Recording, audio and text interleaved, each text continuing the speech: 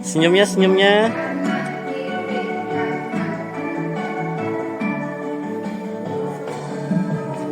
Ayo maju, ayo main simulasi.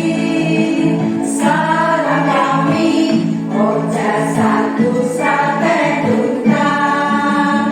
Pola asuh untuk anak dan remaja.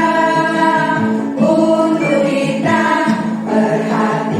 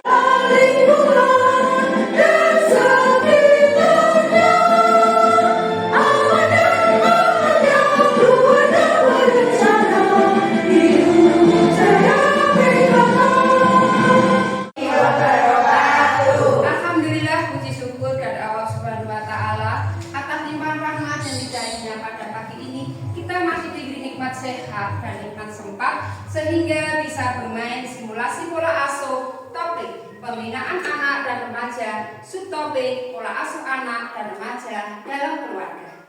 Untuk itu, marilah kita bersama-sama berdoa, memohon kepada Allah Subhanahu wa Ta'ala, semoga permainan simulasi nanti dapat berjalan dari awal hingga akhir berjalan lancar. Berdoa menurut agama dan kepercayaan kita masing-masing. Disilakan. Terima kasih. Sebelum kita bermain simulasi pola asuh, akan saya kata sayang. Untuk itu akan saya perkenalkan satu persatu. Saya privatur sebagai fasilitator.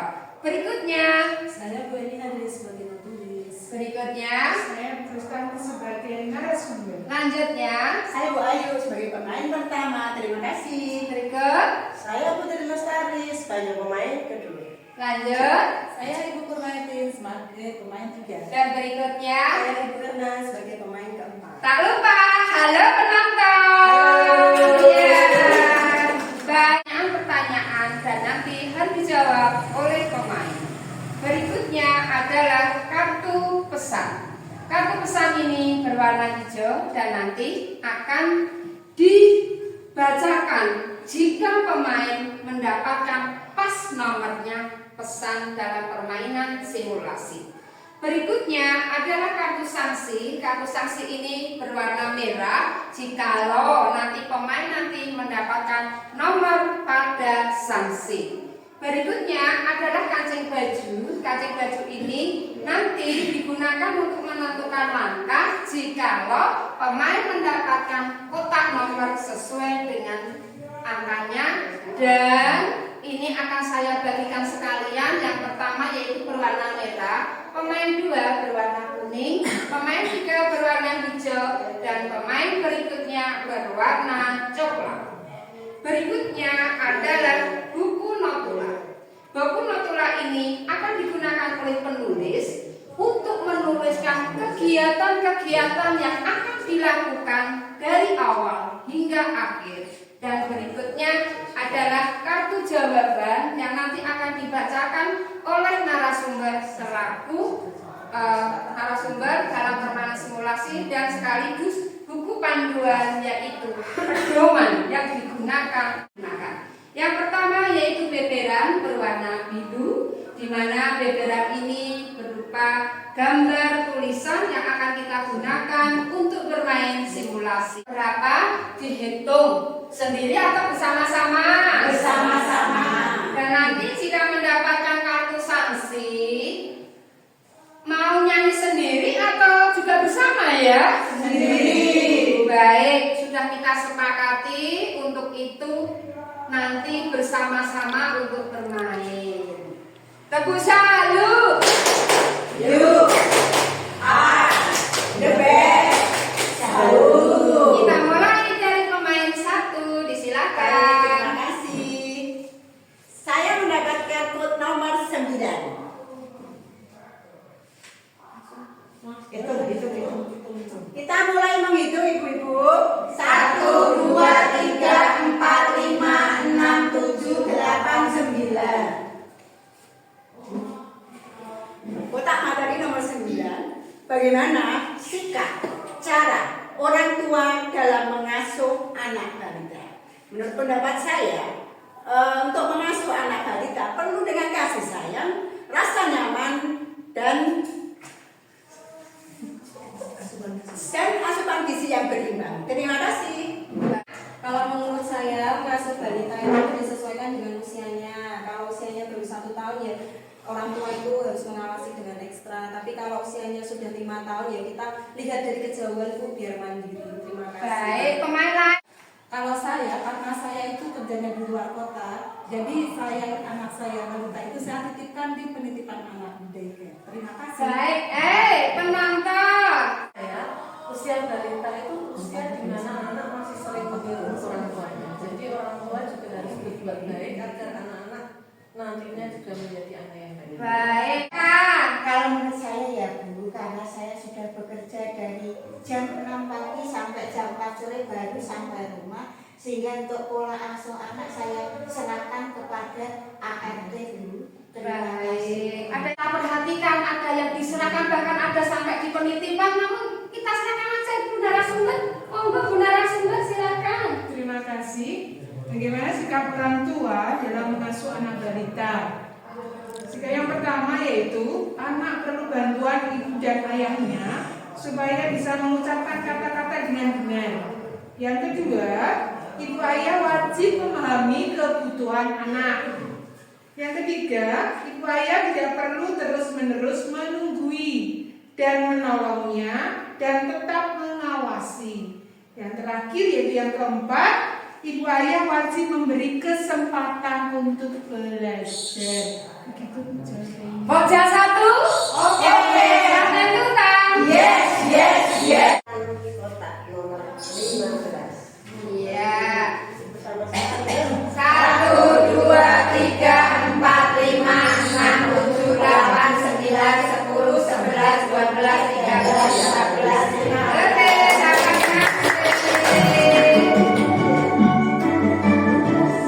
langsung bunyi aja. Langsung bunyi. Ulangi namanya. Monggo, Pak. Bukan Dah. kegiatan. Saya menyanyikan pelangi ciptaan Tuhan. Ya. Pelangi, alangkah indahmu, merah, kuning, hijau, di langit yang biru, pelukismu aku, siapa gerangan, pelangi, ciptaan Tuhan. Tepuk tangan. Saya mendapatkan nomor 25. Mari bersama-sama ya Bu. 1, 2, 3, 4, 5, 6, 7, 8, 9, 10, 11, 12, 13, 14, 15, 16, 17, 18, 19, 20, 1, 2, 3, 4, 5.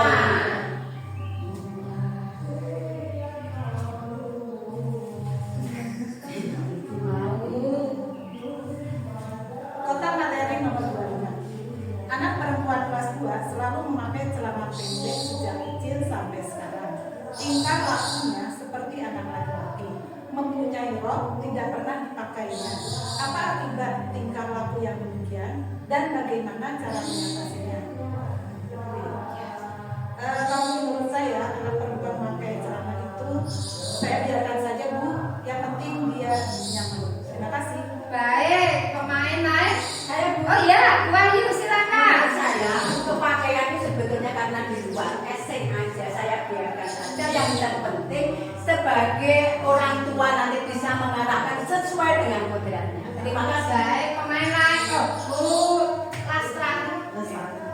Terima kasih. Menurut pendapat saya, kita sebagai orang tua itu harus menasehati pada anaknya, utamanya adalah ibu ya. Kita dekati agar anak itu mau menggunakan pakaian yang sesuai, yaitu memakai rok dan sebagainya. Nah, kalau tidak, kita harus bisa memberikan penjelasan kepada anak dengan pola asuh pendekatan, yaitu tidak kalah dan tidak menang. Pemain naik. Suka kalau anak saya pakai celana pendek Bu, karena itu lebih nyaman, lebih aman.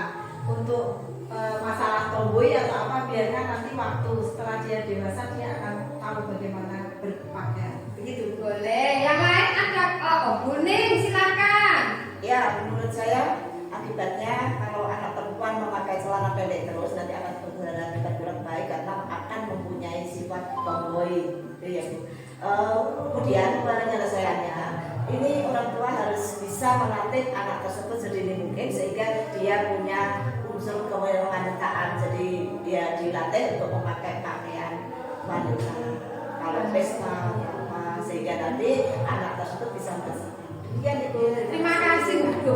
Ini boleh pakai. Dikatakan bahwa anak perempuan kelas 2 selalu memakai celana pendek sejak kecil sampai sekarang, tingkah lakunya seperti anak laki-laki. Mempunyai rok tidak pernah dipakainya. Apa akibat tingkah laku yang demikian dan bagaimana mengatasinya? Ibu bapak, bila anak yang seperti itu, bila tidak segera diatasi sedini mungkin, ia akan menjadi tomboy. Dekati sedini mungkin dengan pola asuh, tidak menang, tidak kalah. Peranan orang tua, khususnya ibu, sangat penting untuk mendorong dan mendukung perkembangan sikap perilakunya. Begitu jawabannya. Tepuk salut. You are the best. Salut. Kita lanjutkan pemain 4, disilakan mengambil kotak. Delapan. Baik. Kita mulai. 1, 2, 3, 4, 5, 6, 7, 8. Saya akan membacakan pesan. Berdasarkan Undang-Undang Nomor 20 Tahun 2003 tentang Sistem Pendidikan Nasional dinyatakan bahwa pendidikan informal adalah jalur pendidikan keluarga dan lingkungan. Kegiatan pendidikan informal yang dilakukan oleh keluarga dan lingkungan berbentuk kegiatan belajar secara mandiri. Terima kasih. Lapus bagaimana kegiatan dari awal hingga akhir pada Bunda Tulis disilahkan. Terima kasih Ibu. Notula pola asuh hari Minggu tanggal 18 Agustus tema pendidikan posyandu. Pelaksanaan 1 kali putaran sudah mendapat sanksi akan dilaksanakan sendiri. Putaran yang pertama mendapatkan nomor 9 kotak materi, nomor 9 yaitu tentang bagaimana sikap cara orang tua dalam mengasuh anak balita. Jawaban dari peserta yaitu pola asuh dengan penuh kasih sayang, pola asuh yang nyaman, kemudian pola asuhnya dengan kondisi yang baik. Kemudian yang kedua disebutkan bahwa disesuaikan dengan tahap usia, diajari untuk mandiri. Usia balita itu usia menunggu usia yang harus perlu diperhatikan dengan baik. Ada beberapa ibu yang menyatakan bahwa dia bekerja sehingga kemudian dititipkan pada OP dan bahkan ada yang dititipkan pada daycare. Nah, kemudian dari jawaban narasumber dinyatakan bahwa anak ini perlu bantuan ibu dan ayahnya supaya bisa mengucapkan kata-kata yang benar. Ibu ayah wajib memahami kebutuhan anak. Ibu ayah tidak perlu terus-menerus menunggui dan menolongnya dan tetap mengawasi. Yang kedua yaitu mendapatkan nomor 15 mendapatkan sanksi oleh ibu tidak akan sadar sendiri. Kemudian tidak masalah karena pakaian itu adalah casing. Kemudian ada yang menyatakan juga bahwa pakaian itu bisa melindungi diri semua dengan celana mungkin akan lebih aman. Kemudian banyak itu yang menyatakan bahwa kita harus memperhatikan, menasehati dengan pola asuh tidak menang dan tidak kalah. Kita harus menjaga anak supaya juga memiliki rasa kewanitaan dan memperhatikan hal-hal yang supaya bila tidak segera diatasi mungkin kita anak ini akan dekati sedini mungkin dengan pola asuh tidak menang dan tidak kalah. Karena orang tua khususnya ibu sangat penting untuk mendorong dan mendukung perkembangan sikap perilakunya. Kemudian putaran yang keempat mendapatkan nomor 8 yaitu mendapatkan pesan. Pesan itu adalah pesan nomor 2 Undang-Undang Nomor 20 Tahun 2000.